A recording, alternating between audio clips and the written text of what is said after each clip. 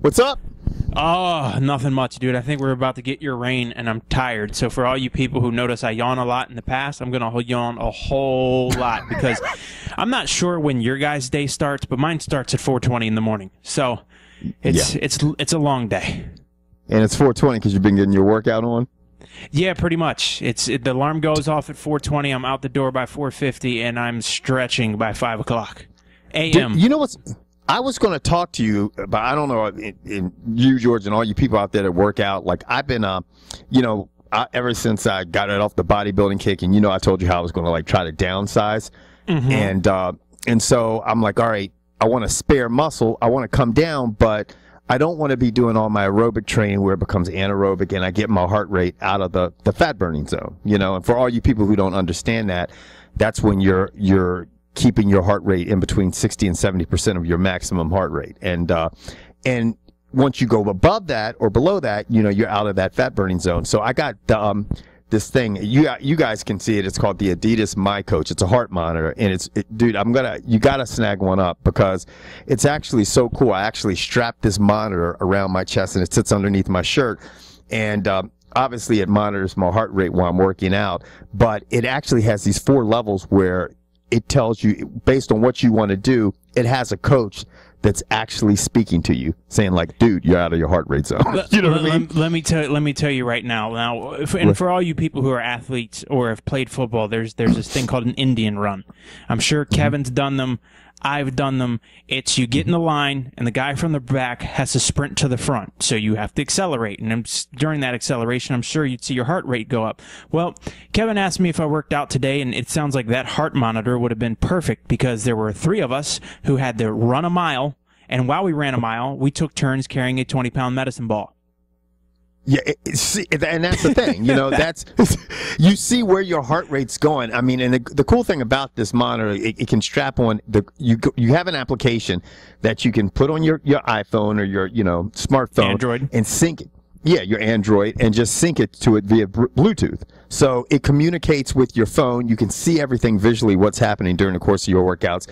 The coach actually talks to you. If you like a woman to talk to you, you can have a woman talk to you. If you like a guy talking to you, you have a guy talk to you.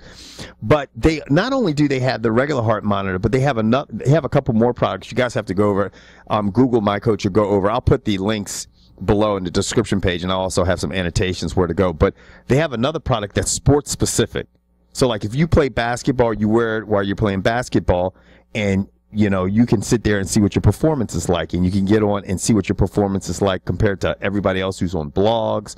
And in addition to that, they have all these like hundreds of training routines you can use. So it's amazing what some of these companies are doing now with the technology. Well, it's for numbers junkies. It's for people like myself who like to see the numbers, because I would have loved to seen when I was running to see if the spike would have been different when I was carrying the medicine ball as opposed to not. And the key to not just working out, but to life is just to be efficient. None of us want to waste any more energy than we absolutely have to. And this product is a great way to measure and to keep you, like you said, in that target zone. So you're not expending too much and you're not expending too little. You're just maintaining. And that's kind of what we should be doing in life. We should be finding that top level efficiency and staying there.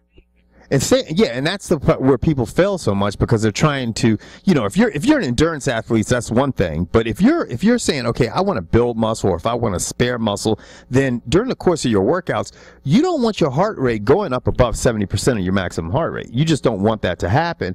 And so I was walking, just walking on the treadmill, and my heart rate, was, for me, it needs to be somewhere between 105 and, 125. And it was staying right at 105. And I'm intensifying my walk to get it at 106, 107. Then I would jump off the treadmill, hit a couple burpees or, pull-ups, and then just bam, it would shoot the fuck up. It would shoot up to like 125, 130, and it would stay up there at the top, right on the borderline of that fat burning zone, and then it would slowly creep back down. But you can see what you should be supplementing your workout with based on your heart rate monitor, and that tells you, it tells you specifically where you should stay, and that's a huge instrument if you're trying to get in shape and lose fat the right way. So, and for anybody who's priced heart rate monitors, this one made by Adidas is coming at a pretty good price point. The Clippers win it in 6, and I think San Antonio sweeps. I think San Antonio's got to be. I think San Antonio, the best thing they had was having Dallas challenge them, and that brought them back. I mean, the last couple games against Dallas in this first game. Dude, the Spurs are just the epitome of a team. They are a team. Now, the crazy thing is, do you think the Clippers will continue to dominate? I mean, you look at that fucking game, the first game they had against the Thunder, and I'm like, does the Thunder have a chance? I mean, the Clippers look like they're on a mission. I think it's all going to hinge on how much they're going to let Blake and Ibaka get away with. Yeah. How much, and if one of those guys gets ejected, and if one of those pushes it too far, that will change the series. And another thing you said, dude, that it has been the rebirth of CP3. I mean, he's always a great player. He's always going to give you your numbers, but I have to admit, the last couple years, year and a half, he was a little quiet to me. In contrast to what he was, in New Orleans. I mean, he was always great, but now, I mean, you saw the greatness that first game of this series. It was like, holy fucking shit. Well, I think a lot of it has to do with, but dude, and it just might sound a little weird. It might sound a little bit out in left field, but if I see one more fucking commercial. What about right field? I'm sorry? Right field will come up first. But anyway, if I see one more commercial about Chris Paul and whatever he's selling and the assist and all that and helping people, I honestly think, first off, dude, what about the Kia commercials? The Kia commercial. The Blake Griffin Kia commercial. Every commercial is that team. My theory is both those guys have been thrust upon us in the public, and I'd say both those two have had outstanding seasons. I think when you're put in the public eye that much, you have to step your game up. You have to play well, or you're not going to continue to get those deals. You're not going to continue to be seen on Kia commercials or what's that? An Allstate? It's some kind of insurance commercial with Chris State Paul. Farm. Chris Paul's on State Farm, and he's on Subway. I think those guys who get put in there are realizing, wow, I got a chance to capitalize, but I got a ball. Like, I have to play well. And I don't think it's a coincidence. I don't think it's a coincidence at all. No, it's that those guys have those commercial deals and they're playing their asses off. Dude, you remember Larry Johnson for the Knicks with the Grandmama commercials back in the day. Do we really? Do you want to talk about Larry Johnson? Because you need to help me out and explain to me why his comments have gone completely under the radar. Who? What? Larry Johnson, the basketball player? Former Larry Johnson, the basketball player, hot off the heels of the this is how encompassing when a white guy goes off the reservation and says some racist shit, it's the end of the world. But when an ex-NBA basketball player who had 177 commercials says, "Fuck it, let's start our own basketball league of only black people," no one seems to even pay attention to that. Is that what he said? Look that shit up. That man sat there in a tweed smoking jacket, had the audacity to say, we need to get an NBA league with all black players. Homeboy, there are 3 Brazilians, 4 white dudes, and everyone else is black. And if they're not, they think they're black. So fuck it, you have the NBA. It is as black as it's ever going to be. Cut that shit out. Right. I mean, shit, there's not anything much more blacker than the NBA except maybe my butthole. Just sharing that with you guys. Anyway, who do you got with the Clippers and the Thunder? Clippers. Clippers. How many games? 6. I got Clippers in 6 as well. I think I was going to say 7. And then I got the Spurs, and I got the Spurs beating the Clippers because I think that running and gunning, when the Spurs slow it down, I don't think the Clippers are going to work well out of half court set. And I think if the Thunder were to beat the Clippers, they would need to set it. You need to slow the Clippers down. Jordan, Griffin, and Paul want to get out and run, and Matt Barnes is like, dude, I'll clean up whatever's left. And this is the thing, man. The Clippers just don't. The one thing about the Spurs, they have incredible bench scoring, dude. I mean, their bench will kill you. They're like a porn star's dick, dude. They get in deep. They do get in deep, you know.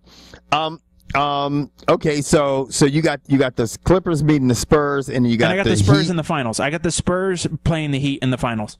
Yeah, that seems like how it was going to work out. I hope it doesn't work out that way. But I would like to see the Clippers versus the Wizards.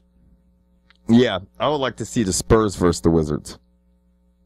Because I don't want to see the Clippers or the Heat in there. I mean, you know what's funny? I can honestly say this. This is truly what I can honestly. The Heat drive me crazy. They bug the fuck out of me. The Clippers don't. Even though you fuck with me all the time, I can honestly say I don't dislike the Clippers. Like, I mean, if they won, I'd be like, okay, whatever. You know what I'm saying? Because truly in my heart, I know the Lakers are LA's team. But I will say, if we're going to let somebody hold the torch for a little bit and keep fucking LA warm, we'll allow the Clippers to do that. You know what I'm saying? Why not, man? You know, what's wrong with that? Yeah, I'm with you. And the way I look at these matchups, I think the Heat are the most versatile team left. And what I mean by that, the Wizards want to get out and run. I don't think they match up well in a half-court set when you slow it down, because I don't. As great as John Wall is, let him get his. If he wants to score 52 and lose, just let him. But the Heat, I think the Heat can get out and run, or they can play in a half-court set, because Dwayne Wade, as old as he is, can still score. So can LeBron. The Spurs want to slow it down and make the extra pass, and the Clippers want to get out and run. None of the teams left can play both. Right. I tell you what, I honestly, and people, once again, I'm going to say it at the beginning of the season, people, I said when the Wizards are going to make the playoffs, and they were like, I'm crazy. I'm going to tell you this, guys, and I'm saying this again. I think the Wizards might be the best set-up team.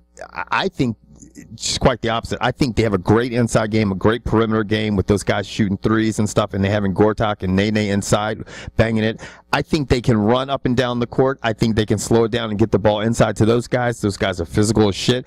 The problem to me is taking away Trevor Ariza and Nene when he played in Denver, they don't have a lot of fucking deep playoff experience and veterans there. You know what I mean? And I think sometimes you need to get over that hump and have that, and they don't have that in some of their star players like John Wall, Bradley Beal, and some of the other, and some of the other guys. That's where I think Miami has a huge advantage. But if Miami didn't have that veteran leadership advantage, I would have the Wizards beating them too. I told you earlier, I think the Wizards probably would be the team that give Miami Heat the most fit, and it looks like if the Wizards advance and the Heat advance, that will probably be the team that poses the biggest challenge to them, because they went right through the first round. It looks like they're going to go right through the second round, and they'll probably will meet the Wizards, and that's probably where it'll get interesting.